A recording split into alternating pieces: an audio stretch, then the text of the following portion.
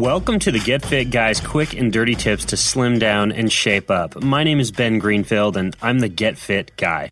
By stepping through the doors of your local nutrition supplement store or navigating to the nearest fitness website, you can easily be whisked away into the wonderful world of muscle-building supplements. Giant cans and bottles of powders, liquids, and capsules feature pictures of enormous biceps muscles, abs you could do your laundry on, or butts as hard as concrete. While many folks would certainly like to have muscular arms or a more toned butt, or perhaps the ability to drag a tow truck with their teeth, the question is, do these muscle-building supplements actually help, or do they just make expensive urine? You'll find out in this episode, which is the first in a two-part series that will focus on the four most popular muscle-building supplements on the market: protein powder, creatine, nitric oxide, and alanine. In the article, How to Build Muscle, which I'll link to in the show notes, you'll learn that muscle is generated by an increase in the size or number of muscle fibers, and this increase happens in response to loading and subsequently tearing and rebuilding the muscle.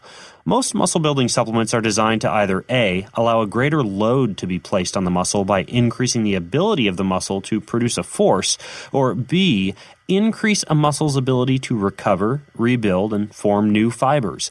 A muscle-building supplement is not the same as a fat loss supplement, which is designed to increase the metabolism or decrease appetite cravings. To learn more about fat loss supplements, check out the episode or read the article, Do Weight Loss Supplements Work?, which I'll also link to in the show notes.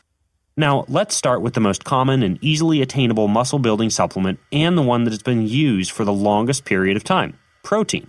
When you eat protein, your body breaks the protein into amino acids, and those amino acids are used to repair and grow new muscle fibers. In addition, when you have adequate protein intake, you have a positive balance of nitrogen, which sends a signal to your body to be in an anabolic or a muscle-building state.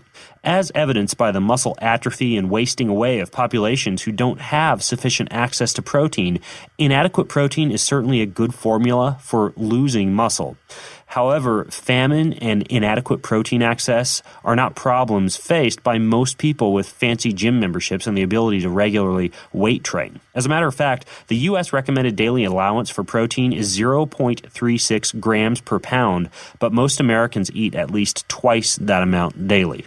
However, it might be unfair to use the average American as an example for adequate protein intake, since most folks aren't tearing down muscle by grunting and groaning under a barbell at the gym.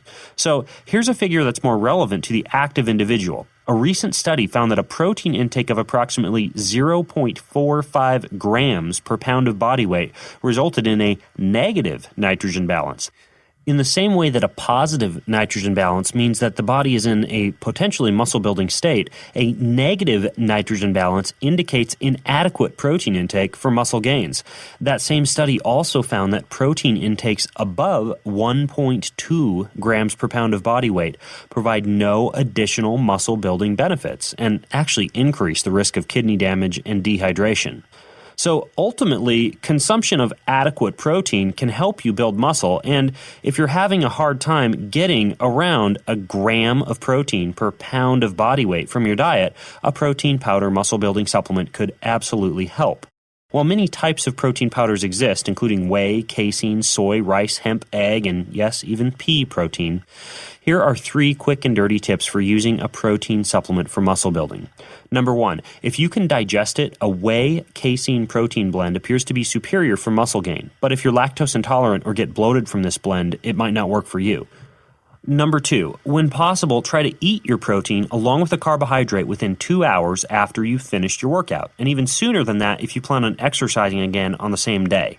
And number 3, avoid high-priced protein supplements that include many other ingredients like caffeine, fat loss boosters, testosterone precursors, or a long list of unpronounceable ingredients. 99% of the time, you'll be wasting your money. And incidentally, this form of mixing multiple muscle-building ingredients in one compound or in one setting is called stacking, and it can be risky if you don't know what you're doing. For at least the past decade, aside from protein, creatine has been the other most popular muscle-building supplement. As a matter of fact, Americans spend about $14 million a year on creatine. Well, you can get creatine from eating meat and fish or taking creatine supplements. Creatine is also made by the human body in the liver. It's actually an amino acid and in the body is stored as creatine phosphate in the muscles, where it's used as energy for high-intensity activities that are less than about 30 seconds long. It's due to this use as a high-intensity, short-duration energy source that creatine can actually help build muscle. For example, if you can bench press 200 pounds for 6 repetitions without creatine, you might be able to bench press 200 pounds for 7 repetitions with creatine. And this slight extra bit of work performed could actually help build muscle. But creatine will not magically build muscle in the absence of weight training or intense physical activity. And furthermore, while many studies have shown a muscle gain and performance benefit from creatine, not every person seems to respond the same way to creatine, and some people experience no benefits. For example, some people have naturally high stores of creatine in their muscles and just don't get an energy-boosting effect from taking extra creatine. However, in all studies to date, creatine appears to be generally safe, unless it's taken at high doses, in which case there is a potential for serious side effects, such as kidney damage or inhibition of the body's natural ability to make its own creatine. Finally, here are 3 quick and dirty tips for using creatine. Number 1, load with creatine, taking approximately 20 grams per day for a week, then decrease that to 2 to 5 grams a day during periods of intense physical activity or weight training. Number 2, to enhance absorption, take creatine with a carbohydrate source like fruit juices, or a starchy food. Number 3, the benefits of creatine can wear off after prolonged use, so try creatine cycling, in which you take creatine for several weeks of high-intensity activity, then quit taking it during periods of relatively light activity. If you take any other drugs, be sure to talk to your doctor about the use of creatine, since it could increase risk of dehydration and kidney damage when combined with drugs like nonsteroidal anti-inflammatory drugs or diuretics. Also, be cautious with stacks, which I mentioned earlier as combinations of multiple ingredients. For example, when taken together, creatine, caffeine, and ephedra can significantly increase stroke risk. Ultimately, protein and creatine can both help you build muscle, but only if you're doing the work. Just like fat loss supplements, 90% of the work to get results must be done by you and not by a pill, capsule, liquid, or powder. Next week, we'll take a look at 2 other popular muscle-building ingredients, arginine, also known as nitric oxide, and beta-alanine. While you're online, be sure to swing by facebook.com and do a search for Get Fit Guy, where you'll be able to engage in tons of discussions and comments that are going on over at our Facebook page. You can also get daily tips over at twitter.com/GetFitGuy, and of course, sign up for the exclusive Get Fit Guy newsletter, where I dish out videos and tips you can't get anywhere else.